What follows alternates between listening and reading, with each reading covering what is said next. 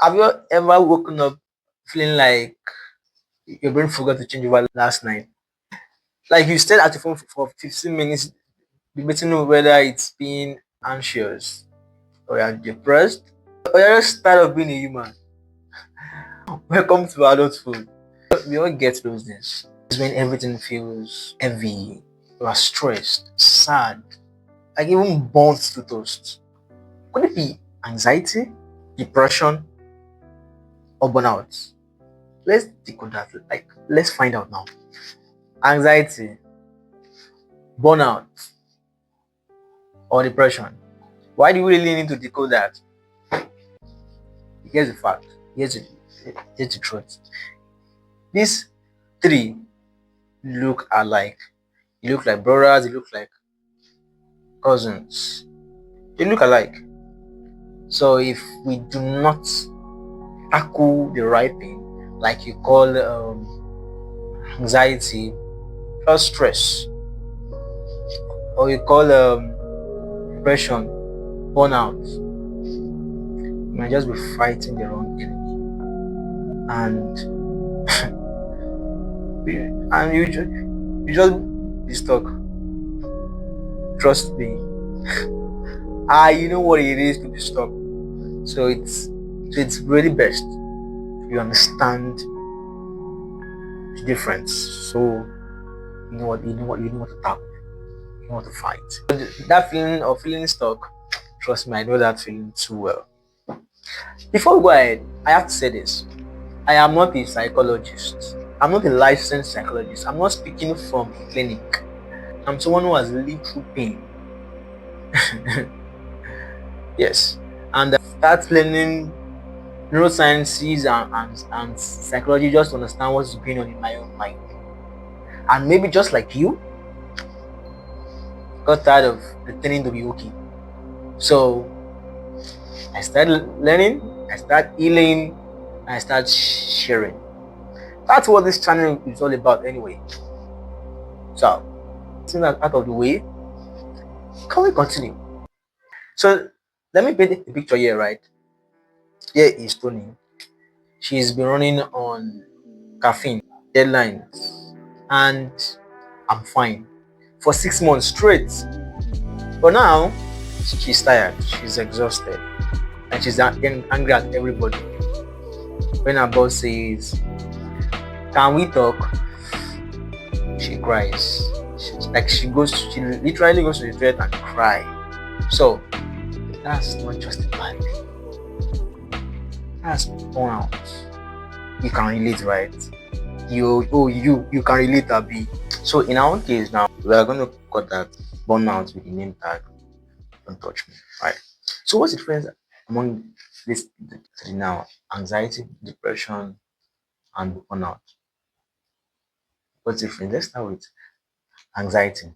So when we speak about anxiety, this one is future because the amygdala, that's a part of your brain that looks like it's a tiny looking almond shaped part of your brain. So this is your brain's alarm system. So it's like a threat detector.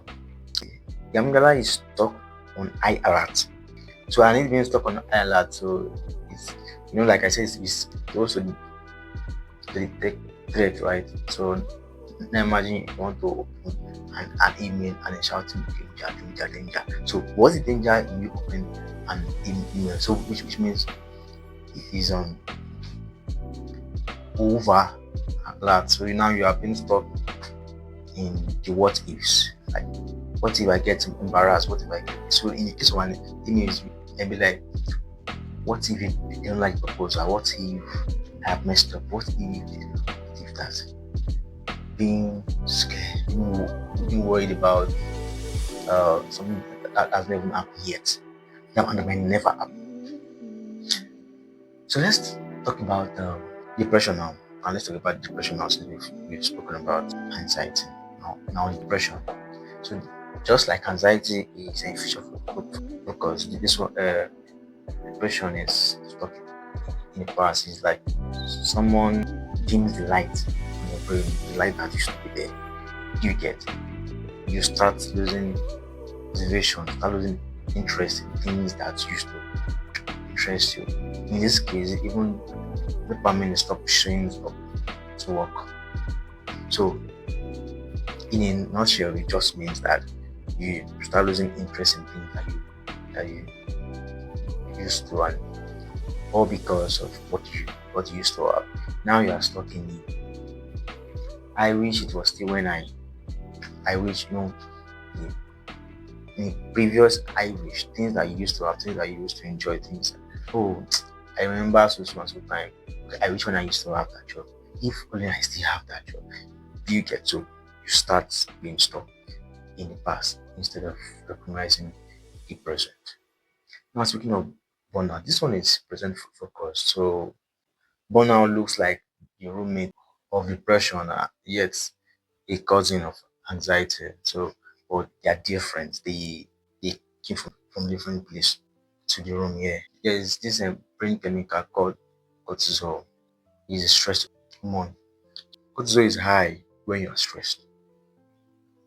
The cortisol in your brain is high when you are stressed. So in this case, you want to do more, you have more to do, and you have more to do, you have more to achieve. You remember the reason why you need to achieve all of these because of you have to take care of this or take care of that. But your brain keeps telling you, I am done, I am drained, I can't continue anymore. That's burnout.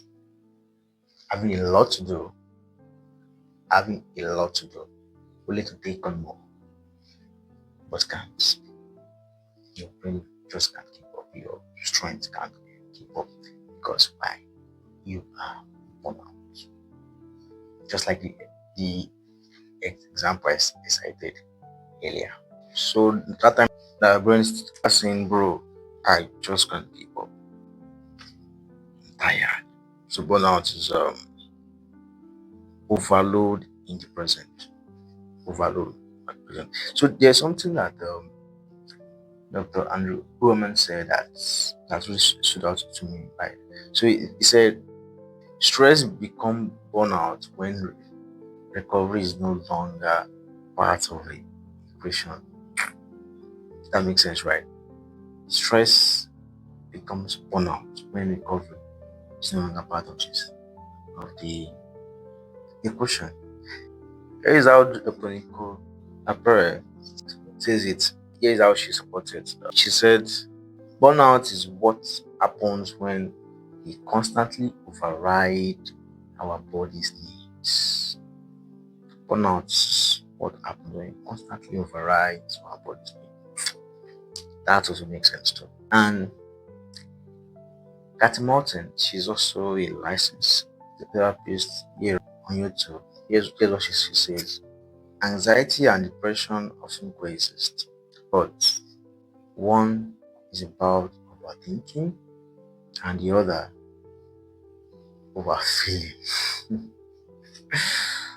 What is it about overthinking? Something that has not happened yet, you're overthinking it, right? But we know that has happened, but that is the part. Now you're overfeeling it. That makes sense, right? That's a human trying to survive with the brain that is built for safety, not for social media. So what can you do now? What exactly can you do? So if it's anxiety, take that deep breath. Breathe slowly. Like let it breathe very deep, breathe slowly. Take in deep, slowly, then exhale slowly. You can do that a couple of times. You know, focus on the now, focus on the present, focus on your body, focus on you. I also say you limit caffeine. Caffeine can make you hyper. Limit that. And yes, if it's depression, move your body. Move your body. Even if it's just to the kitchen, you stretch, you yoga, move your body. Just take the movement and celebrate time with whatever you do, what you do, focus on whatever you do and celebrate tiny wins. And if it is burnout, if it is burnout, rest. Not just sleep, like actually rest. Rest your mind, rest your nervous system, rest. Like actually rest. Say no to anything. Say no to anything that even pops with your mind. Rest. And this being that silence can even reset your mind. Take advantage of that silence. Rest as much as you can. Silence can reset your mind. So rest and upload, let's silence, do it job and reset your mind. So you don't need a degree to heal. No, you don't.